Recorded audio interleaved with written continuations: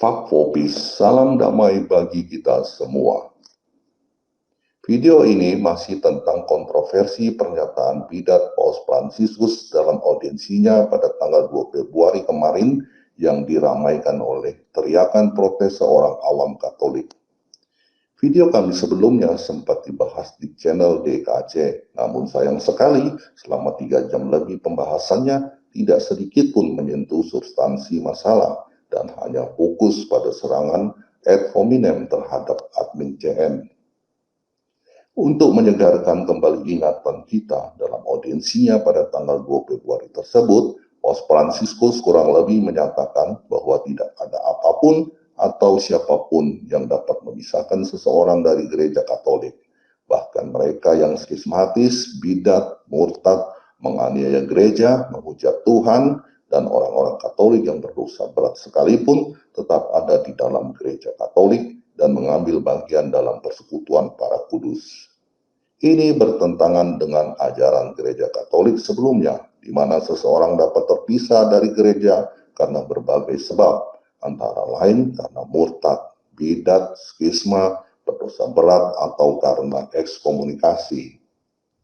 Dalam Misteri Psikoporis 23, Paus Pius ke-12 mengatakan, karena tidak setiap dosa, betapapun beratnya secara intrinsik, memisahkan seseorang dari tubuh gereja seperti yang terjadi pada skisma atau bidat atau kemurtadan. Secara implisit, pernyataan itu mengatakan skisma, bidat, dan kemurtadan dapat memisahkan seseorang dari gereja Katolik, demikian juga dosa berat tertentu. Dalam dokumen yang sama, Paus Pius ke-12 juga mengutip pernyataan Santo Agustinus, adalah lebih baik disembuhkan dalam komunitas gereja daripada dipisahkan darinya. Dengan demikian, Santo Agustinus juga mengajarkan bahwa seseorang dapat terpisah dari gereja karena alasan-alasan tertentu. Apalagi dalam seluruh sejarahnya, gereja Katolik berkali-kali menerapkan tindakan ekskomunikasi yang menyatakan seseorang dikeluarkan dari gereja Katolik sehingga tidak dapat memberi atau menerima pelayanan-pelayanan sakramental. Jadi dapat kita simpulkan, gereja Katolik mengajarkan bahwa seseorang dapat terpisah dari gereja karena berbagai sebab, seperti karena skisma, bidat, kemurtadan, berdosa berat, atau karena ekskomunikasi. Dengan demikian sudah cukup jelas dan terang benderang bahwa pernyataan Paus Fransiskus dalam katekesi tersebut bertentangan dengan ajaran gereja Katolik. Itu pernyataan bidat. Sebelum kata-kata ini disalahpahami, perlu saya katakan ini, saya sama sekali tidak mengatakan Paus Fransiskus bidat. Yang saya katakan adalah Paus Fransiskus membuat pernyataan bidat. Selain pernyataan bidat, Paus Fransiskus juga mengkontradiksi pernyataannya sendiri, karena kurang lebih setahun sebelumnya, Paus Fransiskus membuat pernyataan publik bahwa mereka yang menolak Konsili Vatikan kedua atau menafsirkannya tidak sejalan dengan magisterium telah menempatkan diri mereka di luar gereja. Tetapi sekarang dia mengatakan tidak ada apapun atau siapapun yang dapat memisahkan seseorang dari gereja Katolik. Yang menarik untuk dibahas adalah apa dasar yang digunakan oleh Paus Fransiskus untuk membuat pernyataan bidat yang begitu jelas tersebut. Besar kemungkinannya dasar yang digunakan adalah dokumen Konsili Vatikan kedua, tepatnya Lumen Gentium 8. Dalam dokumen tersebut dikatakan bahwa gereja Kristus ada di dalam gereja Katolik. Padahal sebelum Konsili Vatikan kedua, ajaran gereja tegas mengatakan bahwa gereja Kristus adalah gereja Katolik. Apakah perubahan ini membawa dampak pada ajaran gereja? Mari kita simak pernyataan Romo Profesor Dr. Armada JM tentang masalah ini.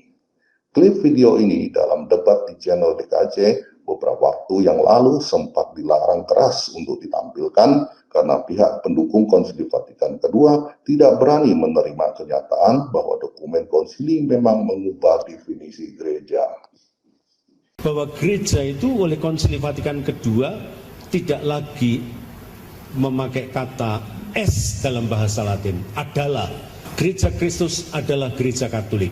Tidak lagi memakai kata adalah, melainkan memakai kata subsistit in, ini dalam bahasa Latin. Artinya gereja Kristus ada di dalam gereja Katolik. Itu tidak menyangkal kehadiran juga gereja-gereja lain yang menghadirkan Kristus di dalam persekutuan mereka. Dalam video tersebut, Romo Profesor Dr. Armada CM jelas mengakui bahwa ada maksud tertentu dengan perubahan definisi gereja Kristus. Kata tersebut sengaja diganti dari adalah atau es menjadi ada di dalam atau subsistin, karena untuk mengakomodasi semangat ekumenisme yang di masa prakonsili sama sekali tidak dimungkinkan. Jika di masa prakonsili mereka yang memisahkan diri dari gereja Katolik tidak lagi mengambil bagian dalam gereja Kristus, maka dengan perubahan kata tersebut, mereka yang ada di luar gereja Katolik tetap memiliki bagian dari gereja Kristus di dalam gereja atau denominasi mereka. Jadi gereja Ortodoks Rusia, gereja Ortodoks Syria, gereja Koptik, gereja Betani, HKBP, gereja Advent, dan lain-lain, masing-masing tetap memiliki bagian dari gereja Kristus. Selanjutnya, jika di masa prakonsili mereka yang ada di luar gereja Katolik tegas dikatakan terpisah dari gereja Katolik, maka setelah konsili mereka yang ada di luar gereja dikatakan tetap memiliki persatuan dengan gereja Katolik meski tidak penuh. Ini jelas nonsen. Tidak ada persatuan yang penuh dan tidak penuh. Yang ada adalah bersatu atau tidak bersatu, berada di dalam Bateranu atau di luarnya. Jika ya, katakan ya, jika tidak, katakan tidak. Lebih dari itu berasal dari si jahat. Tapi ketimbang mengambil sikap tegas sebagaimana yang dikehendaki Tuhan, Konsili Vatikan II malah mengajarkan definisi gereja yang abu-abu dengan mengikuti inspirasi si jahat. Dengan perubahan definisi gereja yang diajarkan oleh Konsili Vatikan II tersebut, maka gereja Ortodoks yang skismatis maupun berbagai denominasi Protestan yang bidat memang tidak pernah terpisah dari gereja Katolik karena mereka semua tetap memiliki persatuan dengan gereja Katolik, meski tidak penuh. Itulah dasar yang digunakan oleh pernyataan bidat Paus Fransiskus beberapa waktu yang lalu. Jadi bisa kita katakan pernyataan bidat yang mencolok dari Paus Fransiskus ini adalah buah dari dokumen Konsili Vatikan II. Jika pernyataan Paus Fransiskus tersebut sesat, bibit kesesatannya ada di Konsili Vatikan II, tepatnya di Lumen Gentium 8 yang mengubah definisi gereja.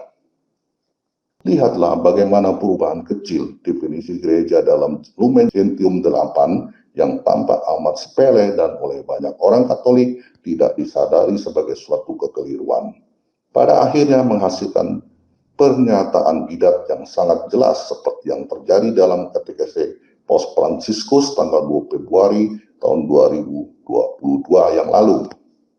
Ini bukti telak bahwa dokumen Konsili Vatikan II yang ekumenis memang bermasalah dan akan terus merusak gereja Katolik semakin parah apabila dibiarkan tetap ada.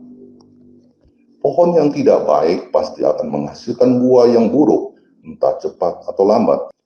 Sebelum gereja Tuhan kita dipenuhi buah-buah yang buruk, sebaiknya pohon tersebut segera ditebang dan dicampakkan ke dalam api. Terima kasih atas perhatiannya. Viva Christore.